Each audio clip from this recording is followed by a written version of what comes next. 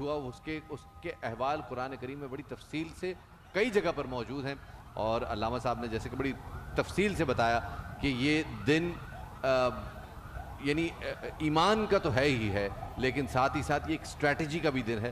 قبلہ میں عرض کر رہا تھا کہ مکے اور اس کے اطراف میں جب یہ اطلاع گئی کہ بدر کے معرکے میں اہل مدینہ نے اہل مکہ کو شکست دے دی، یہ ان کے لیے ناقابل یقین تھا، اس لیے کہ وہ اس وقت کے سورما تھے، وہ جدی و پشتی میدان جنگ کے شہسوار تھے۔ ان کے تصور سے یہ بات بہت بعید تھی کہ ابو جہل، عتبہ، شیبہ، ولید یہ جنگ میں مارے جائیں گے، اور ان کے ہاتھوں جنہیں ہم نے مکہ سے رخصت ہونے پر مجبور کر دیا تھا۔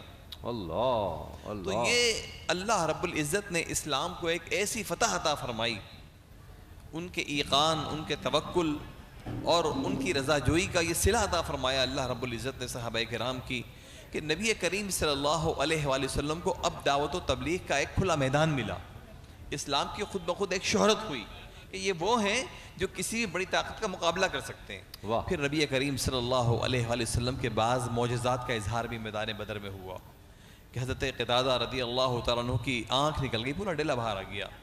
اب دیکھیے صحابہ کا یقین، تیقن کی بات ہے، اللہ کے نبی کی بارگاہ میں گئے، یا رسول اللہ یہ کیفیت ہوئی ہے۔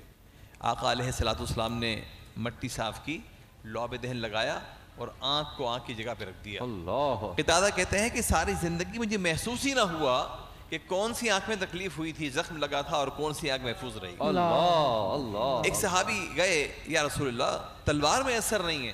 اللہ کے نبی علیہ السلام نے ایک درخت کی شاخ دی، جاؤ۔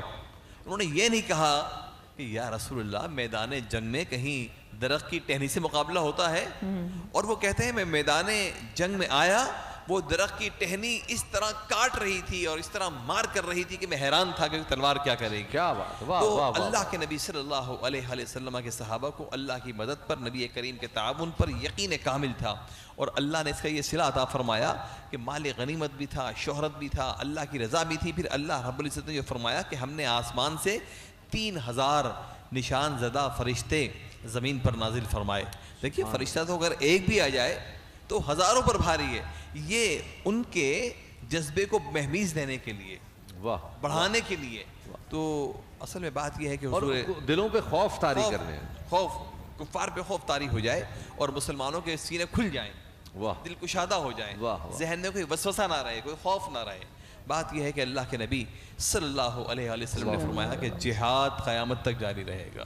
بے شک، آج بھی جو لوگ میدان کارزار میں ایمان کے ساتھ، ایقان کے ساتھ اترتے ہیں، اللہ تعالیٰ ان کی مدد فرماتا ہے۔ بے شک۔ اور اقبال نے کیا خوبصورت انداز میں اس موضوع پہ شعر باندھا ہے کہ فضائے بدر پیدا کر، فرشتے تیری نصرت کو اتر سکتے ہیں گردوں سے، قطار اندر قطار اب بھی۔